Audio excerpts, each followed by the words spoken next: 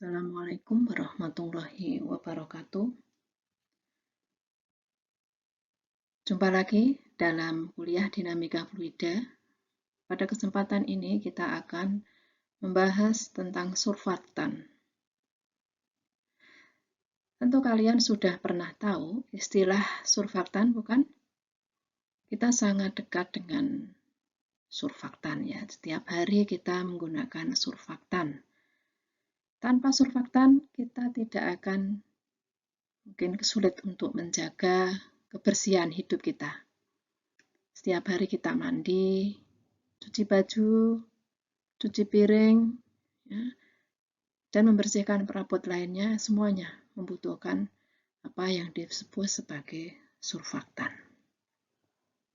Nah, pada hari ini nanti kita akan membahas mengenai apa itu surfaktan, kemudian jenis-jenisnya apa saja, bagaimana mekanismenya, dan juga dampak bagi kehidupan ya, seperti apa. Baiklah, yang pertama kita bahas mengenai pengertian dulu ya. Jadi, surfaktan merupakan bahan aktif permukaan.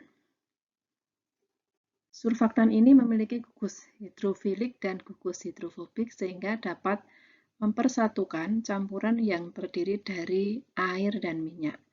Kita ketahui bahwa air dan minyak itu tidak bisa bercampur. Kenapa tidak bisa bercampur? Ya, karena berbeda kepolarannya. Jadi air itu bersifat polar, sementara minyak itu adalah nonpolar, sehingga tidak akan bercampur. Nah, untuk bisa mencampurkan air dan minyak, maka di sini diperlukan surfaktan yang memiliki gugus hidrofilik ya, dan gugus hidrofobik dalam satu molekulnya. Nah, Anda sudah tahu kan apa itu hidrofilik? Ya, jadi hidrofilik itu berarti suka air, hidrofobik itu tidak suka air. Ya. Nah, aktivitas surfaktan diperoleh karena sifat ganda dari molekulnya itu. Molekul surfaktan memiliki bagian polar dan yang suka air dan bagian nonpolar yang suka akan minyak atau lemak. Jadi tadi sudah disebutkan. Kemudian bagian polar molekul surfaktan dapat bermuatan positif, negatif, atau netral. Sifat rangkap ini yang menyebabkan surfaktan dapat diabsorpsi pada antar muka udara air, minyak air, dan zat padat air, membentuk lapisan tunggal di mana gugus hidrofilik berada pada fase air dan rantai hidrokarbon ke udara dalam kontak dengan zat padat ataupun terendam dalam fase minyak.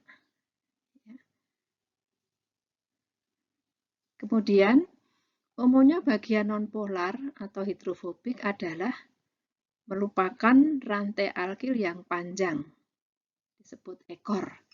Sementara bagian yang polar atau hidrofilik mengandung gugus hidroksil dan nampak sebagai kepala.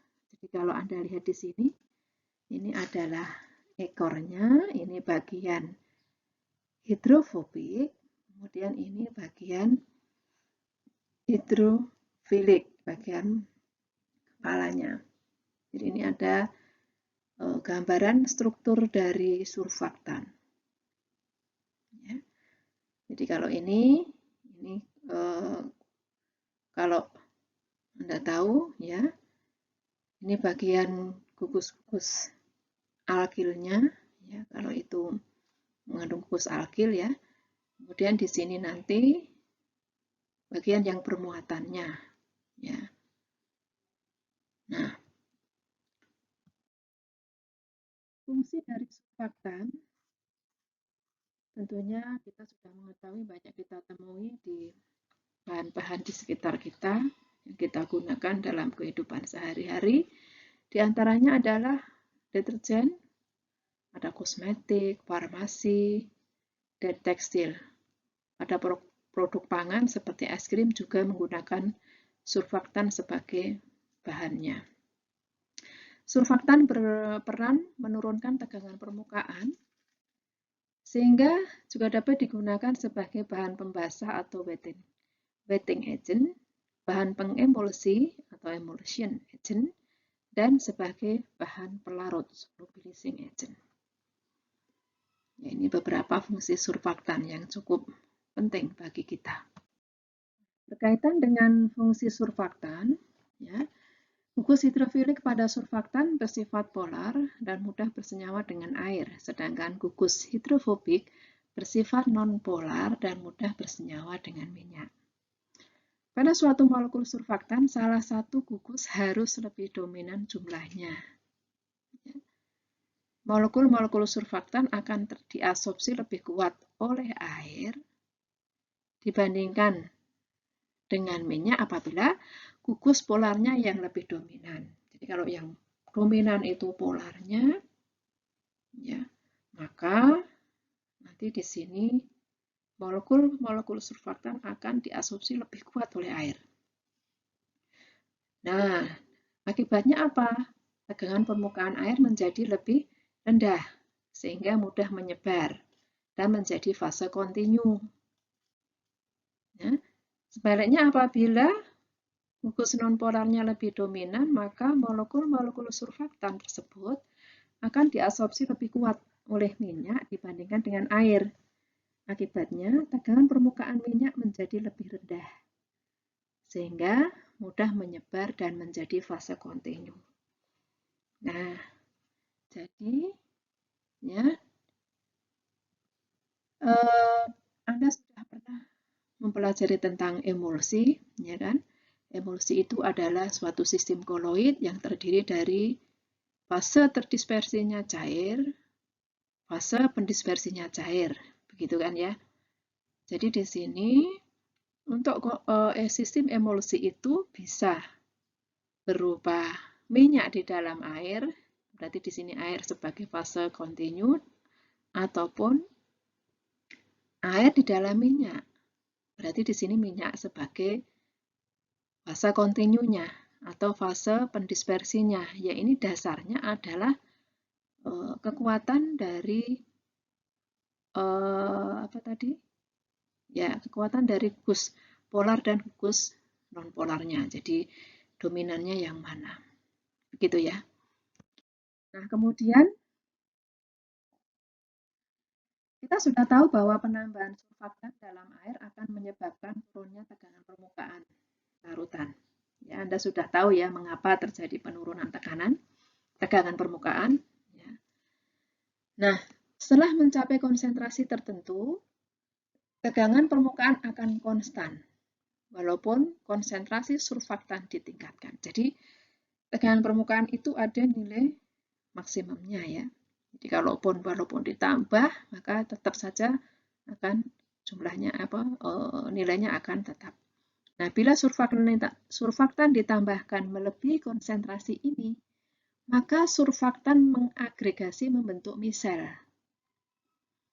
Nah, konsentrasi terbentuknya misel ini disebut sebagai critical micelle concentration. Ya, critical micelle concentration. Nah, ini disebut juga sebagai CMC. Nah, tegangan permukaan akan menurun hingga CMC tercapai. Setelah CMC tercapai, tegangan permukaan akan konstan yang menunjukkan bahwa antarmuka menjadi jenuh dan terbentuk misel yang berada dalam keseimbangan dinamis dengan monomernya. Jadi di sini ada pembentukan misel ya setelah terjadi tegangan permukaan yang tadi mencapai maksimum tadi. Ya.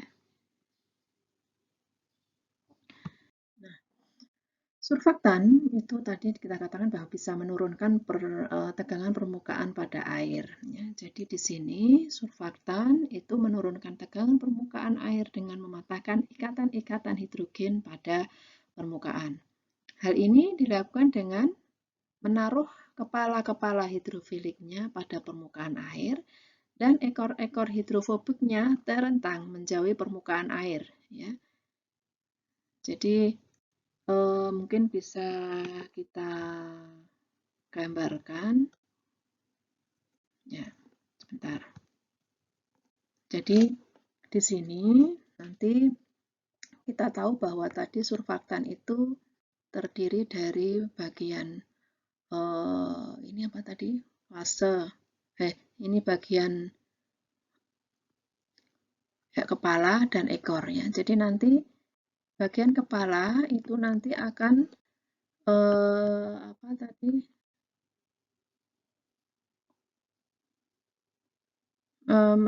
Menuju pada bagian permukaan air, sedangkan bagian ekornya nanti akan terentang menjauhi permukaan air. Jadi kalau ini di sini kan air ya, ini ya, air. Ya. Jadi nanti ini akan mengumpul ya, bagian dari ekornya akan mengumpul, sementara kepalanya nanti akan mendekati air. Ya, jadi di sini kepala mendekati air. Jadi nanti di sini membentuk emulsi air di dalam minyak di dalam airnya, air sebagai fase kontinu. Gitu ya.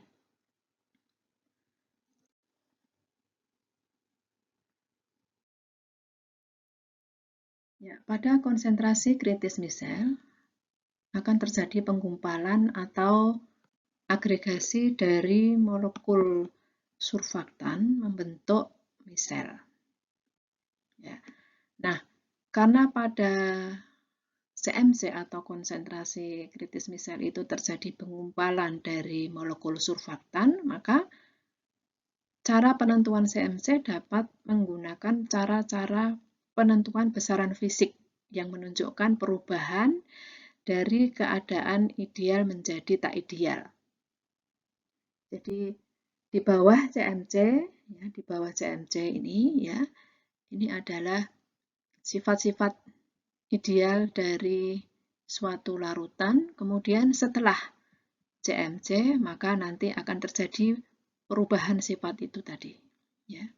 Sehingga besaran fisik itu dapat digunakan untuk penentuan CMC.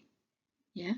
Di antaranya yang bisa digunakan adalah ada tekanan osmosis, titik beku larutan, hantaran jenis atau hantaran ekuivalen, kemudian kelarutan, solubilisasi,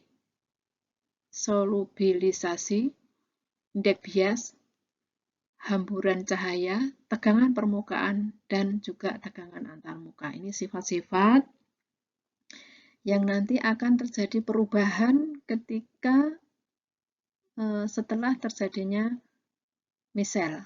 Ya, jadi setelah CMC ya. Oke.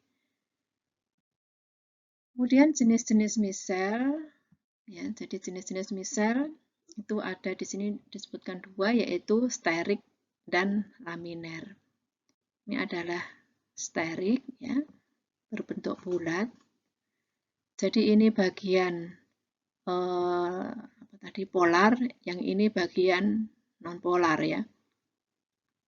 Nanti bagian nonpolar akan mengumpul ya di bagian dalam, sementara untuk yang polar ya, yang polar nanti akan menuju ke luar, di mana di sini ini adalah air gitu ya. Karena air itu kan polar. Kemudian yang laminer itu seperti ini. Ya, jadi berlapis-lapis bentuk miselnya. Jadi bagian polar nanti akan mendekati polar dan non-polar akan mendekati non-polar. Itulah terbentuknya misel ya. Kemudian jenis-jenis surfaktan. Jadi untuk surfaktan itu ada beberapa jenis, diantaranya yang pertama adalah surfaktan anionik.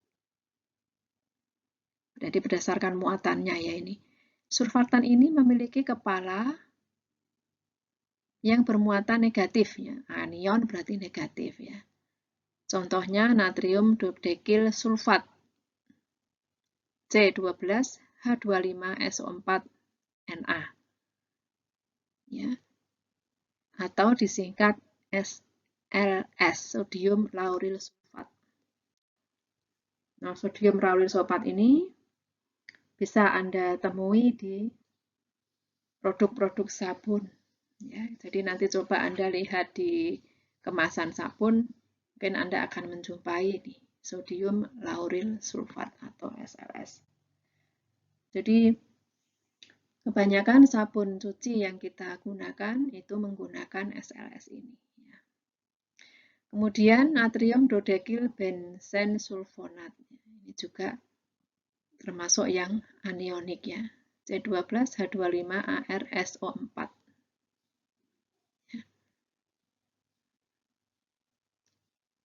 Nah, ini mungkin strukturnya seperti ini. Kemudian surfaktan kationik. Berarti ini sini memiliki kepala yang bermuatan positif. Ya. Jadi ini ya. Nanti ada muatan positif di sini ya. Ini disebut sebagai surfaktan kationik. Ya, kepalanya bermuatan positif. Ini contohnya. Ya. Jadi ini adalah kepalanya, ini memiliki muatan positif. Ini juga, ini memiliki muatan positif. Ya. Kemudian ada juga surfaktan non-ionik. Ya, non-ionik berarti tidak memiliki muatan. Ini contohnya pentaeritritid palmitat, polioksietilen dodecyleter. Ya, ini bagian kepalanya, di mana kepalanya tidak bermuatan. Ini non-ionik. Selanjutnya adalah surfaktan sweeter ionik. Kalau tadi ada surfaktan anionik, kationik, non-ionik ya. Di sini ada surfaktan sweeter ionik. Jadi memiliki muatan positif dan negatif ya. Dan memiliki muatan positif dan negatif.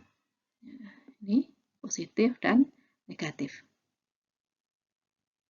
Ya, ia dapat berupa anionik, kationik, bahkan maaf ini salah kata, non-ionik dalam suatu larutan tergantung pada pH air yang digunakan. Surfaktan ini bisa terdiri dari dua gugus muatan dengan tanda yang berbeda. Contoh dari surfaktan sweeter ionik atau juga bisa dikatakan amfoter, yaitu alkyl betain. Ini ya, ini alkyl betain. Jadi ini nanti tergantung muatannya nanti tergantung pada pH ya. Jadi nanti kalau pH-nya asam ya. Asam itu berarti ada H+. Ya. Kemudian H+-nya nanti akan terikat di sini sehingga muatannya positif gitu ya. Nah, kalau ada basa itu ada OH- ya. OH- ya, nanti berarti muatannya jadi negatif. Jadi tergantung pada pH dari larut yang digunakan ya, pH dari larutan ya. Tergantung pada pH-nya ya.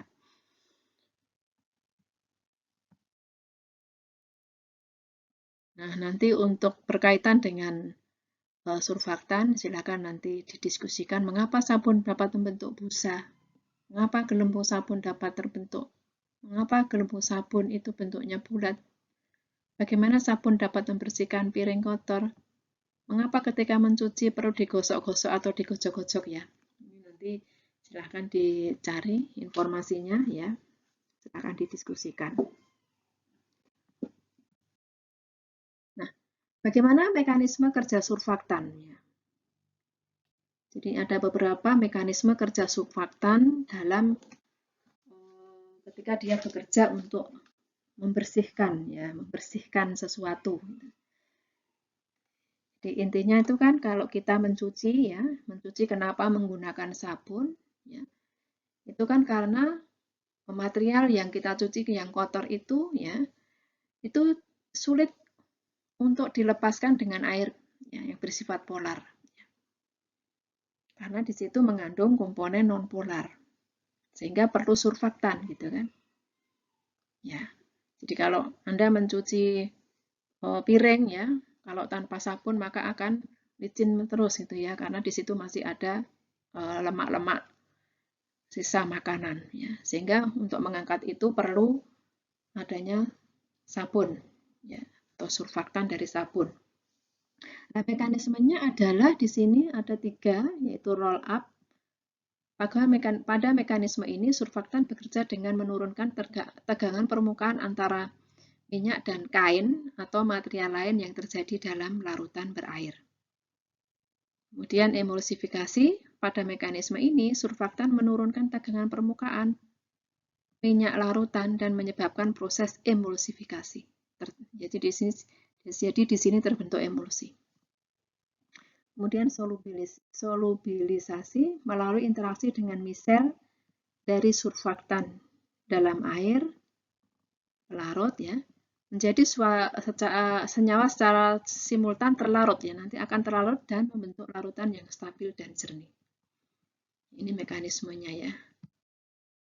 Ini gambaran dari roll up ya, seperti ini. Jadi nanti surfaktan akan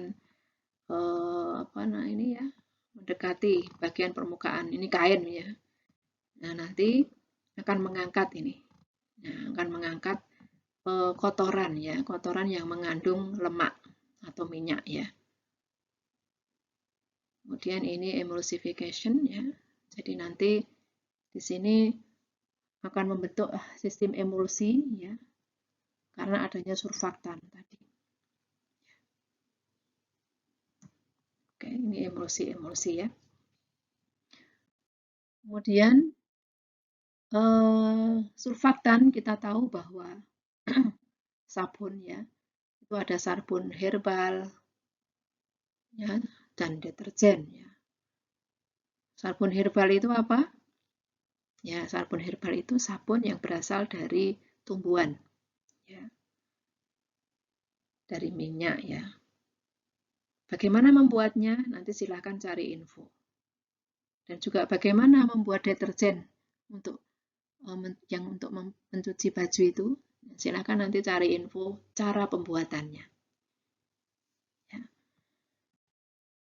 Nah, sabun herbal itu merupakan sabun yang terbuat dari minyak, biasanya minyak sawit ya, yang komponen utamanya, dan minyak-minyak yang lain, dan NaOH. Coba nanti dicari, komposisi dari minyak sawit itu apa saja. Setelah itu, tuliskan reaksi yang terjadi antara minyak sawit ya dengan NaOH. Nah, kemudian sabun yang diperoleh itu merupakan surfaktan golongan apa? Ya. Jadi nanti dengan mengetahui reaksinya nanti akan Anda ketahui surfaktannya termasuk golongan apa. Untuk sabun herbal, kita ketahui sabun herbal itu berasal dari minyak, ya, minyak sawit misalnya ya. Jadi kalau kita mau membuat sabun herbal itu bisa dibuat dari minyak sawit dan NaOH, ya, natrium hidroksida ya. Nah, itu bisa Anda lihat seperti pada gambar reaksi berikut ini ya. Jadi kalau minyak itu dihidrolisis, maka nanti hasilnya gliserol dan asam stearat. Nah, kalau minyak itu direaksikan dengan NaOH, maka nanti hasilnya kalau minyaknya itu adalah palmitat, ya, gliseril tripalmitat, ya, ini berarti terdiri dari asam palmitat ya, asam palmitat dan gliserol ya. Nah, nanti ketika bereaksi dengan NaOH akan dihasilkan natrium palmitat. Nah, natrium palmitat inilah yang disebut sebagai sabun. Ditambah dengan gliserol. kita ketahui bahwa gliserol atau gliserin ya, itu banyak digunakan dalam kosmetik ya, karena dia bisa melembutkan kulit ya. Jadi di sini sabun herbal ini keuntungannya ketika pada pembuatannya dihasilkan gliserol atau gliserin yang dia bisa melembutkan kulit. Nah, ini kalau Anda mereaksikan antara lemak tadi ya, minyak dari sawit yang mengandung gliseril tripalmitat ya, maka nanti akan diperoleh sabun padat ya, sabun padat ya, yang di dalamnya sudah ada gliserolnya. Nah, pada pembuatan sabun herbal biasanya tidak hanya berasal dari minyak sawit saja, biasanya dikombinasi dengan minyak-minyak yang lain, misalnya minyak kelapa, kemudian minyak zaitun ya, untuk memperbaiki sifat dari sabunnya. Jadi mungkin kan kita tentunya ingin memperoleh sabun yang bagus ya, yang stabil, kemudian yang lembut ya, yang tidak merusak kulit gitu ya. Jadi di sini kenapa dikombinasikan beberapa minyak untuk pembuatan sabun herbal.